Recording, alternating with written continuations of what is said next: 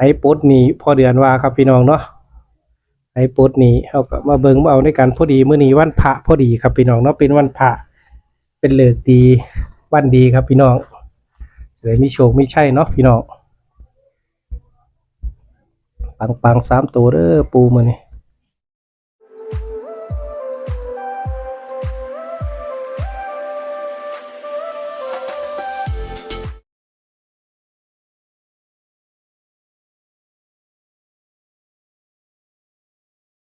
ครับพี่น้องบ่าวสิงคานเนาะมื้อนี้ผมเองบ่าวสิงคานก็มาตามเลขเด็ดพอเดือนคือเก่าครับพี่น้องเนาะ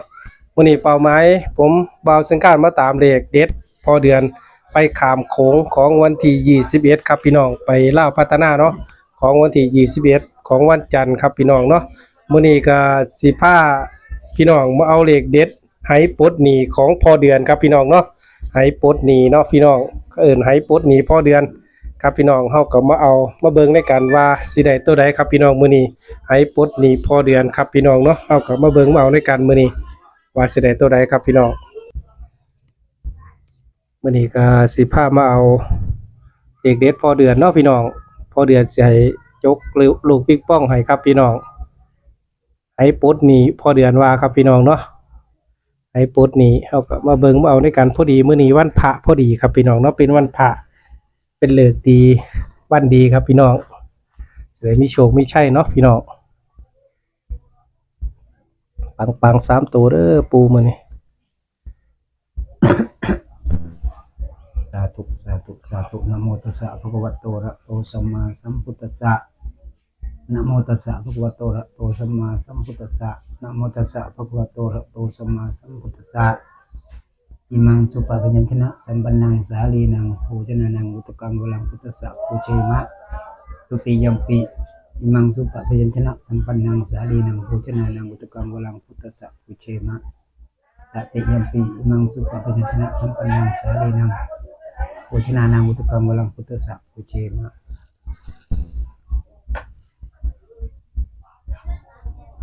สาธุสาธุสาธุอาจารย์คุณบิดามารดาเราต้องสิ่งศักดิ์สิทธิ์เนาะที่ปกปักรักษาหรือว่าเทวดาประจำกายวันนี้ผู้ค้าก็ได้บูชาโภชนาอาหารเพื่อจะได้ในบูชาบุญคุณเรานำทำป่าวันนี้เป็นวันพระนำก็ขอสิ่งศักดิ์สิทธิ์หรือว่าคุณครูบาอาจารย์คุณบิดามารดาก็ต้องรับอยู่รับกินเด้อจะได้ก็ขอวันนี้ผู้ใครจะขอเชียงโชคขอเชียงโชคในลูกปิงปองก็เพื่อจะเป็นแนวทางให้พี่น้องให้FCหรือว่าผู้ที่ยังตกทุกข์ได้ยากอยู่ก็ขอให้เมตตาโดยเหลือเพื่อนมนุษย์เนี่ยเด้อเทวดาพระอินทร์พญาพรหมคุณบิดามารดาปู่ย่าตายายก็ดีหรือว่าสิ่งศักดิ์สิทธิ์ปกปักรักษาอยู่ณบริเวณสถานที่ตรงนี้เนาะผู้ข้าเองก็ขออ่อนวอนหรือว่าขอความเมตตาประทานพรโชคลาภมื้อนี้ก็จะขอเชียงสุขเป็นเล่าพัฒนาในงวดวันที่21วันจันทร์ที่21เมษายน2568นี่ก็ขอสิ่งศักดิ์สิทธิ์หรือว่าคุณบิดามารดาปู่ย่าตายายก็ดีก็ขอจงดลบันดาลประทานพรโชคลาภให้ผู้ค้าได้หรือว่าให้พี่น้องได้มีอยู่มีกินเด้อขอเพิ่งบารมี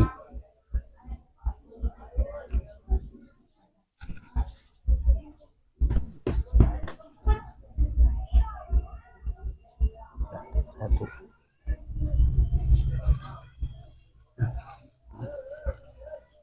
สาธุสาธุสาธุท่านเทวดาเนี่ยอย่าพรหมหรือคุณปู่ย่าตายายเนาะสิ่งศักดิ์สิทธิ์นางธรณีจะที่จะร่างก็ดีชาวบ้านเจ้าเฮือนก็ดีวันนี้ลูกค้าขออนุญาตเปิดขอให้เทวดาหรือว่านางธรณีจะที่จะทางปู่ย่าจงเปิดทางเปิดโชคลาภให้พี่น้องให้FCผู้ที่ติดตามหรือว่าเขาชมทางช่องของบ่าวสิงคานเนาะมื้อนี้ก็ขอบุญกุศลที่ผู้ค้าเคยเฮ็ดไปทำมาก็ขอจงดลบันดาลให้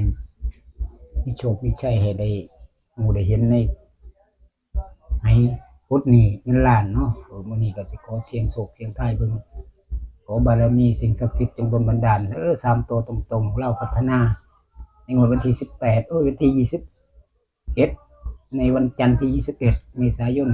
2568นี่ก็ขอสิ่งศักดิ์สิทธิ์ของครูบาอาจารย์จงดลบันดาลโชคลาภสาธุเด้อผู้กาขอเสียงทายโดยลูกปิงปอง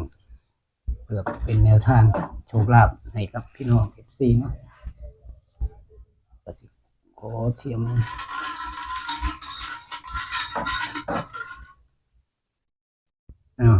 ยัง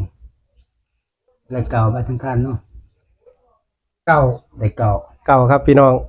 เก้าครับ เก่าแล้วเด้อ ตัวแรกเป็นเก่าเนาะพี่น้อง อะไรเป็นเก่าสาธุสาธุโอ้ยอีก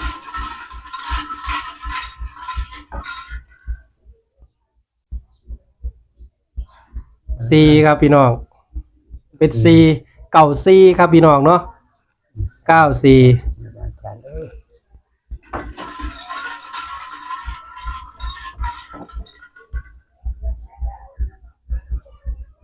941ครับพี่น้อง941เนาะ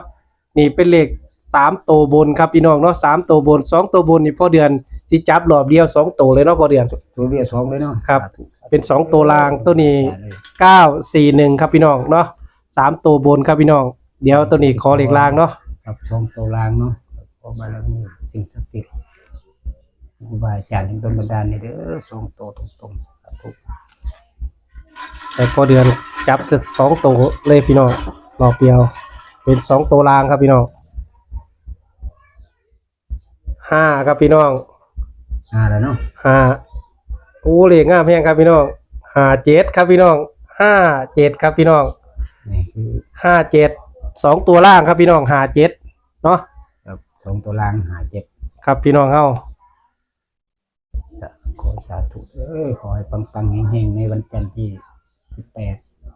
21แต่ขอบารมีสิ่งศักดิ์สิทธิ์โดยบันดาลให้เบิ่งไปเลี้ยวไปจับใส่ให้พี่น้อง FC พี่น้องที่ติดตามก็ให้เป็นมันๆปังๆเฮงๆในเราพัฒนาข้ามโค้ง ตั้งแต่ใน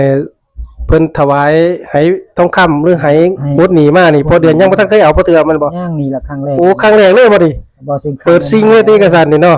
เปิดซิงเลยพี่น้อง สิ่งเลยมื้อนี้ ตั้งแต่ลูกศิษย์ซื้อมาถวายไหบดหนีหรือไหทองคำมาให้พอเดือนยังบ่ทันเคยเอาตัวเลขพอเทื่อครับพี่น้อง นี่มื้อนี้ละ มื้อนี้เป็นครั้งแรกของไหบดหนีพอเดือนครับพี่น้องเนาะครับพี่น้องก็ตามล่าวพัฒนาของวันที่21เมษายนครับพี่น้องเนาะตัวเลขก็ได้มาแล้วล่ะพี่น้อง 8นะ 941ครับพี่น้อง3ตัวบน2ตัวล่างก็57ครับพี่น้องรอบนี้ โต57 57เป็นครั้งแรกที่พอเดือนปล่อยตัวเลขให้ปลดหนี้ให้ FC หรือพี่น้องเขาเนาะ นี่ล่ะ โอ้ถือว่าครั้งแรกเลยพอเดือนว่า เบิ่งว่ามันสิเฮ็ดจังได๋เนาะ ครับพี่น้องเฮา หรือว่าเพิ่นสิเมตตาประทานพรให้บ่ปุญญาตา มื้อนี้ก็พอเดือนก็มาล่วงให้ปลดหนี้ให้ FC เฮาเนาะ ครับก็เพื่อว่าเพราะว่าเป็นครั้งแรกเนาะก็บ่เคยลอง ตั้งแต่ลูกศิษย์ถวายมา ลองตั้งแต่เพิ่นจะถวายมาให้นี่ก็เลย โอ้ ท่านได้เคยได้จับบ่เคยได้ บ่เคยได้จับ เบิ่งจักเทื่อ โอ้เพิ่งครั้งแรกเนาะ เลยถือว่าเป็นโอกาสดีน่ะล่ะ เออ ที่พอสินค้ามามื้อนี้ก็เลยได้ ฟั จับ ง ลองเบิ่งเพื่อ FC เพื่อพี่น้องเพิ่นมีโชคมีชัยนำ โอ้ เนาะ ให้ปัง3ตัวเนาะ คอยปัน3ตัวเพื่อเป็นไปได้มื้อวันที่21นี่ล่ะ ครับ จันทร์ที่21 เว้าตัวเลขให้ FC ฟังแหน่พอเดือนมีตัวใดแหน่ เนาะก็มีก็คือจับลูกปิงปองนี่คือได้941 941เป็น3ตัวบนครับพี่น้อง บนไอ้ส่วน2ตัวล่างก็คือ57 2ตัวล่าง57 ครับ คือสิบ่ได้ตัดตัวเลขเอาไว้ให้เนาะ บ่ได้ตัด ให้ FC ไปตัดเอาเองดีกว่า FC พี่น้องมัก มัก ตัดเอาเอง มักแบบใดก็ตัดเอาเนาะพี่น้องคือตัวเลขเขาได้มาแบบนี้ ตัวเลขก็มีแค่นี้เนาะ ครับ ประมาณ อื นี้ ม นะครับ ถ้าเบิ่งแล้วก็พิจารณาช่วยกันเบิ่ง ครับผม มักก็ตามบ่มักก็เนาะก็บ่เป็นหยังบ่มัก ครับผม ก็ผ่านไปเนาะ ครับ ถือว่าเป็นแนวทาง ครับผม ให้พี่น้องเอาได้ลงไป พิจารณาเบิ่งช่วยกัน ครับ เพื่อเป็นไปได้ ครับ ครับก็ผมเองก็บ่มีหยังเนาะก็มีแต่แนวทางสิฝากพี่น้อง FC ผู้ ครับผ ที่ ม ติดตามช่องบ่เชิงคานก็ดี เอาอวยพรให้ FC ในพอเดือน ขอ ให้คลิปแล้ว เนาะ FC ทุกท่านทุกคนที่ติดตามทั้งช่องบอเซนคานทางวิทยุต่างอำเภอต่างจังหวัดก็ดีมื้อนี้ก็ได้มาตามแนวทางเนาะบอเซนคานก็ได้มาตามแนวทางให้พี่น้องให้ FC ได้ลองไปเสี่ยงโชคหรือว่า ลองไปเสี่ยงดวงเบิ่งในเราวพัฒนาวันที่21เมษายน2568ก็คือวันจันทร์ที่สิฮอดนี่ก็คือมื้ออื่นเนาะก็ได้จับปิงปองลูกปิงปองเนาะให้เงินล้านที่พี่น้องเพิ่นก็ได้เอาไว้มาให้หรือว่าได้มามอบมาให้ก็เลยเพิ่งครั้งแรกแหละ ครั้งแรกเลย ครั้งแรกตั้งแต่ได้มาเนาะ ครับ ก็เลยลองๆเบิ่งเพื่อว่า มีโชคมีชัยเพื่อว่าปู่ย่าตายายหรือว่าสิ่งศักดิ์สิทธิ์คุณครูบาอาจารย์เพิ่นสิดลบันดาลให้ ครับ ก็เลยได้ตัวเลขก็คือ941 941เนี่ย ครับ อย่าลืม6เนาะข้างหน้าน่ะ เยอะข้างหน้านี่ อย่าลืม641 ตัวเดียวกันเนาะ แม่นเก่ากับ6ตัวเดียวกัน FC ก็ต้องลองกลับหัวขึ้นกลับหัวลงเบิ่งเพื่อมันเป็นไปได้เนาะ ครับ แต่ทางนั้นก็57เลข2ตัว ครับผม ขอในวันจันทร์ที่21เมษายนนี่ก็เป็นเราวพัฒนาก็ขอให้ FC ทุกท่านทุกคนผู้ที่ติดตามช่องก็ขอจงมันๆเฮงๆปังๆสุขผู้สุขคนเนาะร่ำๆรวยๆเงินทองไหลมาเทมาขอให้มีแต่สิ่งดีๆเข้ามาในชีวิตผู้เห็นก็บ่มีหยังหลายก็มีแต่แนวทางให้ก็ให้ลองนำไปพิจารณาเบิ่งช่วยกันเบิ่งเพื่อเป็นไปได้เนาะก็ขอให้ทุกท่านทุกคนจงโชคๆมันๆเด้อสาธุสาธุ ครับผมก็ขอบคุณพอเดือนเนาะที่ให้แนวทาง FC เฮาก็พี่น้องเฮาก็อย่าหลงเก่ากับ6ส่วนมากมันสิเป็นตัวเดียวกันได้พี่น้อง เดียวกัน เลขพอเดือนส่วนมากมันจะเป็นตัวเดียวกันเนาะ9กับ6นี่แล้วเวลาเอาตัวเลขมานี่อันติดเก่ามานี่มันสิปีนด่านเป็น6จังซี่นะพี่น้อง6ก็สิปีนด่านเป็น9กับพี่น้องเฮาเนาะก็พิจารณาเอาครับพี่น้องเนาะผมเองบ่าวเซกาขอบคุณพอเดือนอีกครั้งหนึงครับผม ครับสวัสดีครับ สวัสดีครับ มันๆเด้อทุกคน